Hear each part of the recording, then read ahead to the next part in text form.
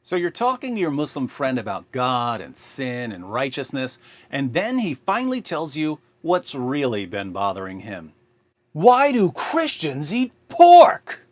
Unless he's an American convert to Islam, in which case he'll say it like this. Pork is the white man, and the white man is pork. Have you spelled white man backwards? What does it spell? Pork.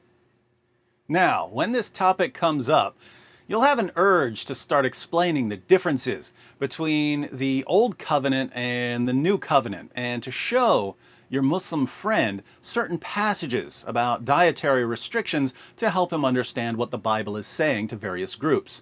But you must resist this urge, because if you let your Muslim friend keep talking about pork and the Bible, he will eventually bury his own prophet. Let's see how this is done. With us, as always, is everyone's favorite fake debater, Dr. Zakir Naik. Dr. Naik, could you show us how to bury your own prophet? I mean, could you tell us why we shouldn't eat pork? Bible says in the book of Leviticus, chapter number 11, verse number 7 and 8, that thou shalt not eat the flesh of swine, nor touch its carcass. It's unclean for you. He's dug the hole, ladies and gentlemen. If Zakir Naik were a truck, he'd be grave digger. Keep going, Dr. Naik. A similar message is given in the book of Deuteronomy, chapter number 14, verse number 8. Though the swine has cloven foot, and it chews not the cud, it is unclean for you. Dr. Naik has officially lowered Muhammad's body into a freshly dug grave. All that's left is to fill the hole with dirt. And Jesus Christ, peace be upon him, said in the Gospel of Matthew, chapter number 5, verse number 17 to 20, that think not that I have come to destroy the law of the prophets. I have come not to destroy, but to fulfill. For anyone who breaks one of the least commandments shall be called least in the kingdom of heaven. And what does that mean, Dr. Naik? That means if you break one law, one jot or tittle from the Old Testament, you shall not enter Jannah. So long, Muhammad. You've officially been buried by Dr. Zakir Naik. How so? Well, Dr. Naik quoted Leviticus 11, verses 7 and 8. But what happens when we start at verse 1? The Lord said to Moses and Aaron, say to the Israelites, of all the animals that live on land, these are the ones you may eat. You may eat any animal that has a divided hoof and that chews the cud. There are some that only chew the cud or only have a divided hoof, but you must not eat them. The camel, though it chews the cud, does not have a divided hoof. It is ceremonially unclean for you. The hyrax, kind of rock badger, though it chews the cud, does not have a divided hoof. It is unclean for you. The rabbit, though it chews the cud, does not have a divided hoof. It is unclean for you.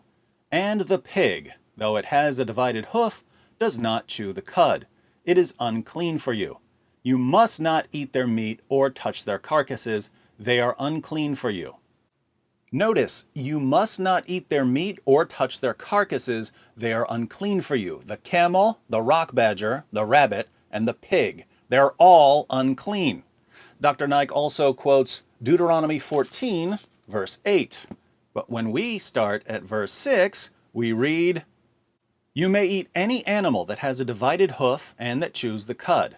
However, of those that chew the cud or that have a divided hoof, you may not eat the camel, the rabbit, or the hyrax. Although they chew the cud, they do not have a divided hoof.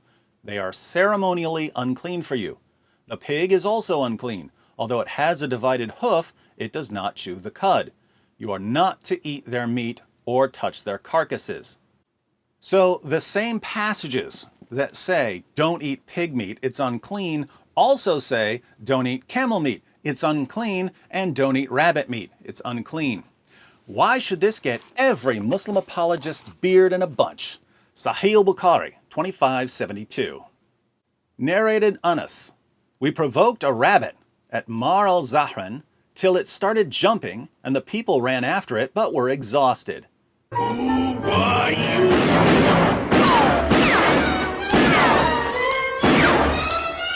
I overpowered and caught it, and gave it to Abu Talha, who slaughtered it and sent its hip or 2 thighs to Allah's messenger. The narrator confirms that he sent 2 thighs. The Prophet accepted that. The sub-narrator asked Anas, "Did the Prophet eat from it?" Anas replied, "He ate from it." Muhammad ate that unclean, wascally wabbit, and he liked it. Hey, what's up, Doc? We really mean it. Sahih al-Bukhari, 2485.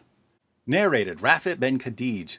We used to offer the Asr prayer with the Prophet and slaughter a camel, the meat of which would be divided in 10 parts, and we would eat the cooked meat before sunset. Muhammad and his companions would eat the camel meat. The Quran itself allows Muslims to eat camel meat. Surah 22, verse 36. The sacrificial camels we have made for you as among the symbols from Allah. In them is much good for you. Then pronounce the name of Allah over them as they line up for sacrifice. When they are down on their sides after slaughter, eat ye thereof, and feed such as beg not but live in contentment, and such as beg with due humility. Thus we have made animals subject to you, that ye may be grateful.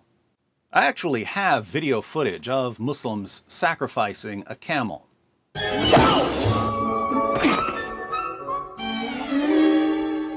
Even more interesting, Allah specifically commands Muslims not to follow Jewish dietary restrictions.